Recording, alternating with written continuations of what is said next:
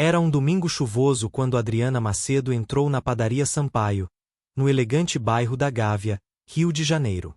No auge dos seus 31 anos, Adriana contava com inúmeras qualidades. Boa filha, boa mãe, boa esposa e, principalmente, boa amiga. Mas, naquele dia, tudo o que Adriana construiu foi duramente posto em jogo. Adriana passava tranquilamente pelas gondolas da padaria. Pensando no chá da tarde que havia planejado com suas amigas, ela ia acumulando coisas na sua cestinha de compras. Pães doces, brioches, broas, café. Ao fundo, Rodrigo Sampaio, marido de Adriana, acompanhava com os olhos as ações de sua esposa. Inconformado por ter acordado cedo, Rodrigo bufava, impaciente. Médico clínico geral, havia saído de um plantão de mais de 18 horas no sábado. Naquela manhã, disse para Adriana: amor, pede para Emília ir comprar as coisas na padaria, ela vai conseguir resolver, sugerindo que sua funcionária fizesse as compras para que pudessem descansar um pouco mais. Mas Adriana era perfeccionista demais para deixar que outros fizessem o que ela mesma poderia fazer. Queria ver tudo com os próprios olhos. Adriana se dirigiu ao caixa. Ela ajeitou a cesta com cuidado sobre o balcão de mármore. O som da chuva do lado de fora parecia ritmar aquele momento comum, quase rotineiro, simples, até que, de forma abrupta, uma voz firme gritou e cortou o ambiente: não toquem nela. O silêncio tomou conta da padaria, chocando a todos. Clientes se entreolharam sem entender nada, a atendente recuou as mãos que estavam estendidas para pegar os produtos, e Adriana, sem entender, ficou congelada, com um sorriso confuso ainda no rosto.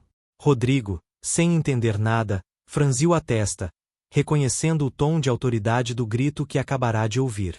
Atrás do balcão, o senhor Sampaio, dono da padaria, já corria rapidamente em direção a Adriana, como se tivesse visto algo que ninguém mais havia percebido. Rodrigo se aproximou num impulso, o cansaço desaparecendo do rosto em segundos, substituído por uma tensão clínica. O que está acontecendo? Perguntou em voz baixa, mas firme. O dono da padaria, agora visivelmente sério, respondeu quase sussurrando, mas com precisão assustadora: essa lesão no braço dela, isso não é comum. Eu já vi isso antes. Adriana olhou para o próprio braço, notando pela primeira vez a mancha irregular que surgira dias antes, algo que ela havia ignorado por parecer insignificante.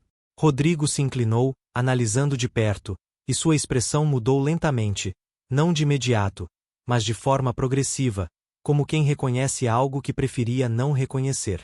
Os dois trocaram um olhar silencioso, pesado, daqueles que dizem mais do que qualquer palavra conseguiria.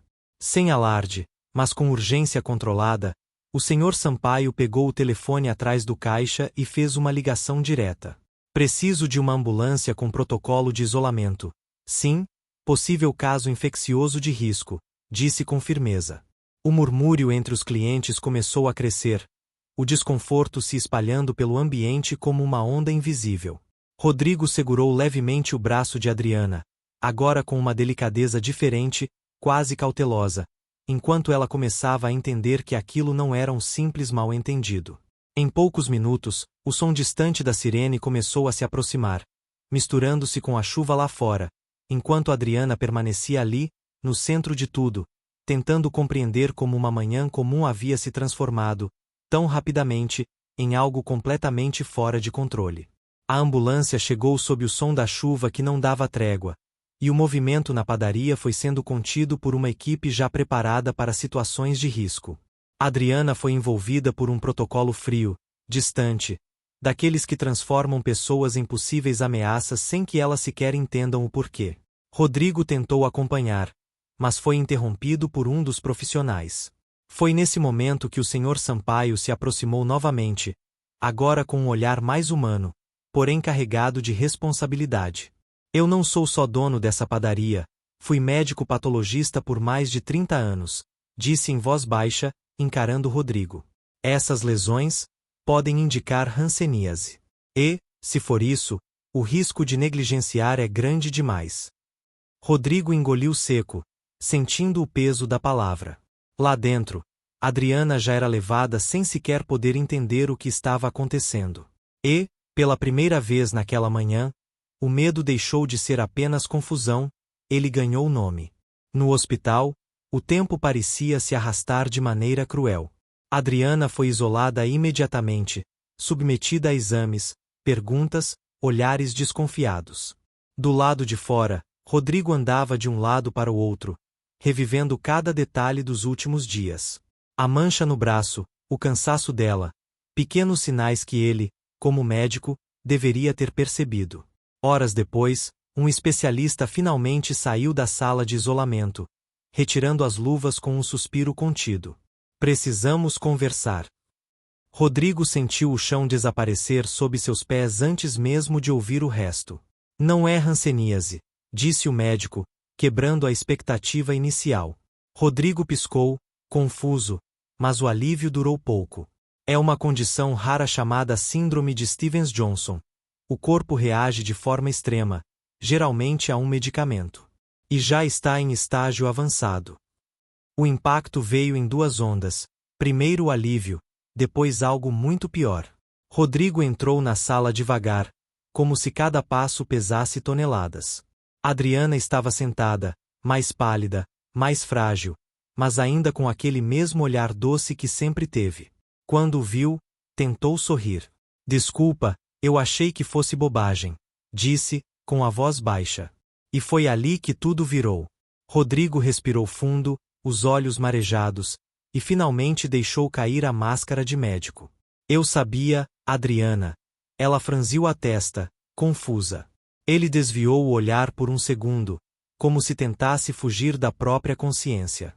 Eu vi essa mancha dias atrás. Eu desconfiei que podia ser algo sério, mas eu estava exausto. Eu quis acreditar que não era nada. Eu não quis lidar com isso.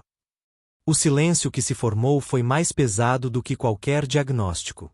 Não era só uma doença entre eles agora.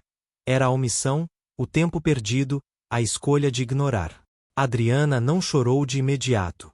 Apenas o observou, em silêncio, tentando encaixar aquela confissão dentro de tudo o que sentia. E então, com uma calma que feria mais do que qualquer grito, respondeu: Eu não queria te preocupar, e você não quis se preocupar. Rodrigo desabou ali mesmo. Segurou a mão dela, agora sem barreiras, como se estivesse tentando voltar no tempo com aquele gesto. Lá fora, a chuva continuava caindo, indiferente. Mas, dentro daquele quarto, algo havia sido quebrado de forma irreversível. Porque, às vezes, o que destrói não é o diagnóstico, é o momento em que alguém escolhe não ver.